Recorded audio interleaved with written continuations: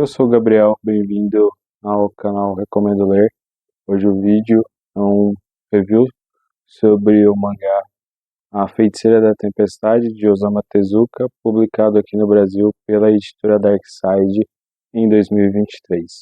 Antes de falar sobre A Feiticeira da Tempestade, aqueles recados iniciais. Se você não é inscrito do canal, considere se inscrever.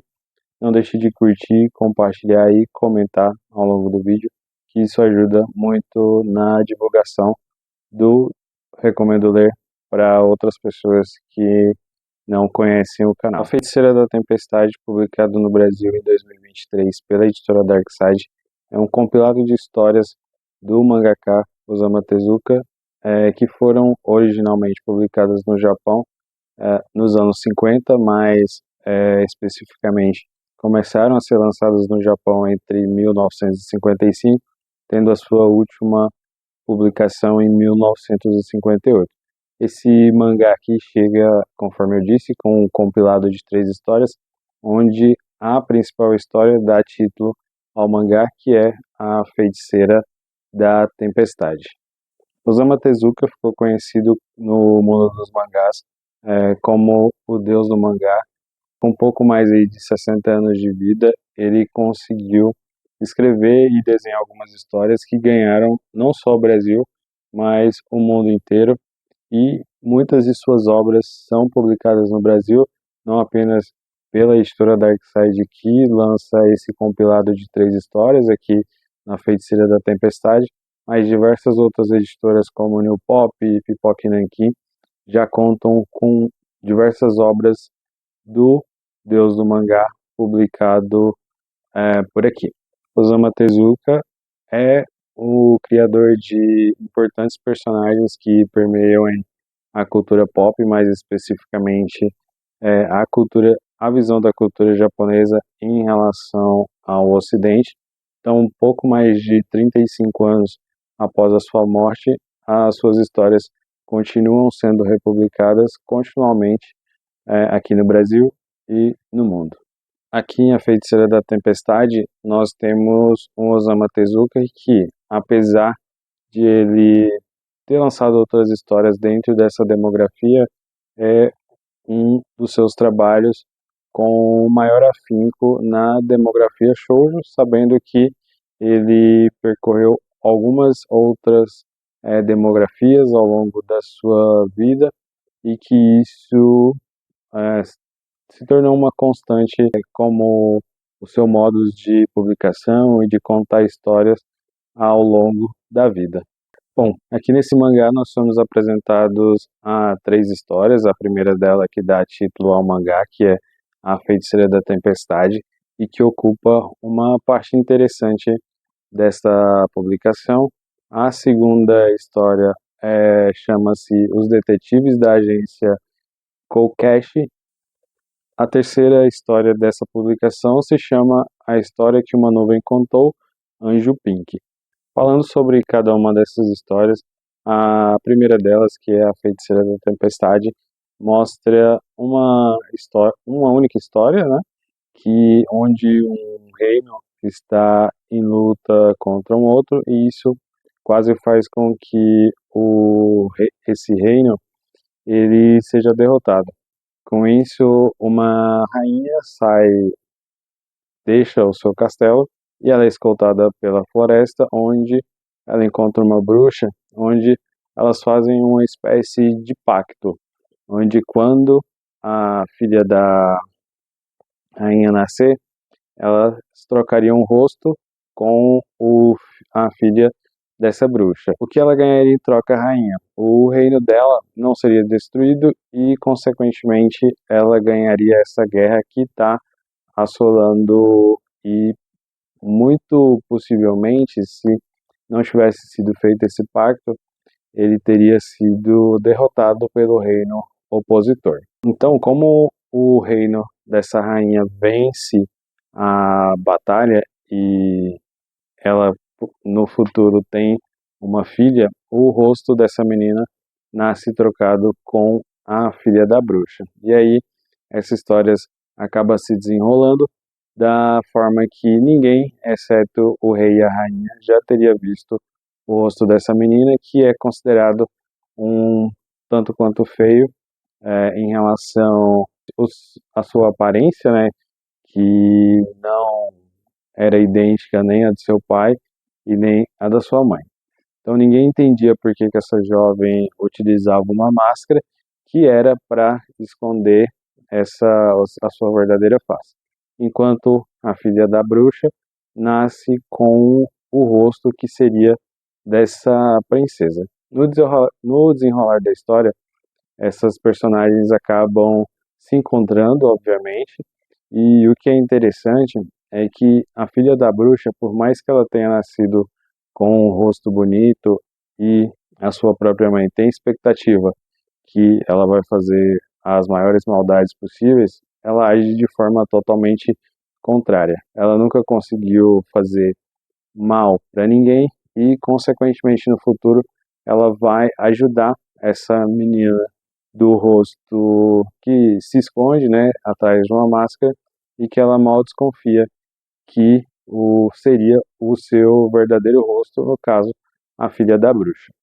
Então, por mais que essa história seja repleta de coincidências, né, que acabam conectadas de forma simples, mas o Osamu Tezuka ele sempre foi muito inteligente no que tange a conectar as seus personagens e não apenas isso, mas trazer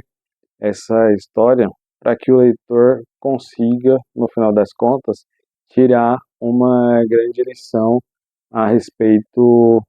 de toda a sua trama principal, e é isso que acontece aqui em A Feiticeira da Tempestade. Apesar de ter um desenvolvimento simples em relação às outras histórias que eu já tenho lido do Osamu Tezuka, A Feiticeira da Tempestade é um excelente contato com o que de melhor ele já escreveu. Obviamente, ele conta com histórias superiores em relação a essas que estão aqui em A Feiticeira da Tempestade, de modo geral, mas não deixa de ser uma experiência, primeiramente, para conhecer a obra dele, ou para quem já leu outros mangás mais consagrados do Osamu Tezuka e está ali em busca de um refúgio de histórias mais conectadas com ficção científica ou com tramas um pouco mais elaboradas do que se pode encontrar aqui. E aí, apesar de eu achar que a segunda história, que é os detetives da agência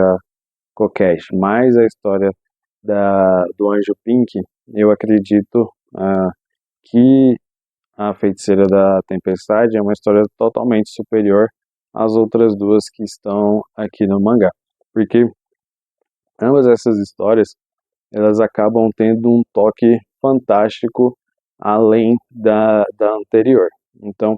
enquanto os detetives da agência Kokesh têm a protagonista que é uma criança que ainda está no ensino fundamental, que se chama Paco, e o seu irmão, que a acompanha nas investigações, essa personagem ela mostrada se desenvolvendo o seu gênio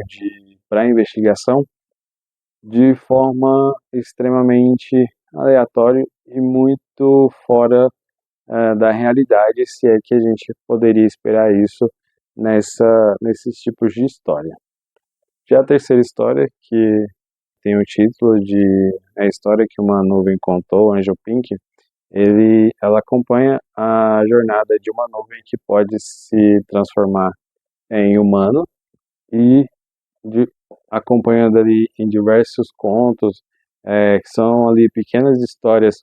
que tem ali seu começo, meio e fim, mostra essa nuvem que é disruptora em relação às outras, né, que se encontram no reino,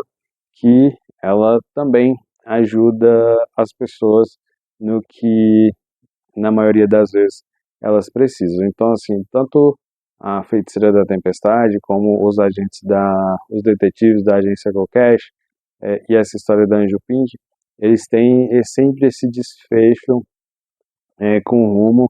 a uma espécie de lição de vida ou lição de moral que eram frequentes nessas histórias publicadas ali nos anos 50. Então, aqui a cada desfecho, ou pelo menos a cada finalização de capítulo, a gente sempre tem uma mensagem positiva relacionada à sociedade, alguma crítica, algum ponto que precisa ser alertado para o leitor da época que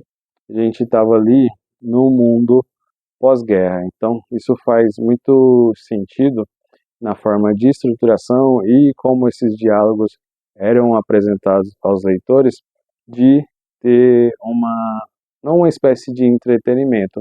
mas uma forma de ver ali como essas boas ações poderiam acontecer e como esses reflexos positivos, em meio a pessoas que, na maioria das vezes, queriam tirar alguma vantagem das outras, poderia soar como uma mensagem positiva ou uma lição de vida para aqueles personagens que faziam parte do contexto da história. Há quem se incomode com a representação de alguns personagens que o Osamu Tezuka ficou conhecido, né, ao longo da sua carreira. Aqui há alguns problemas que realmente podem incomodar e, mais especificamente para mim,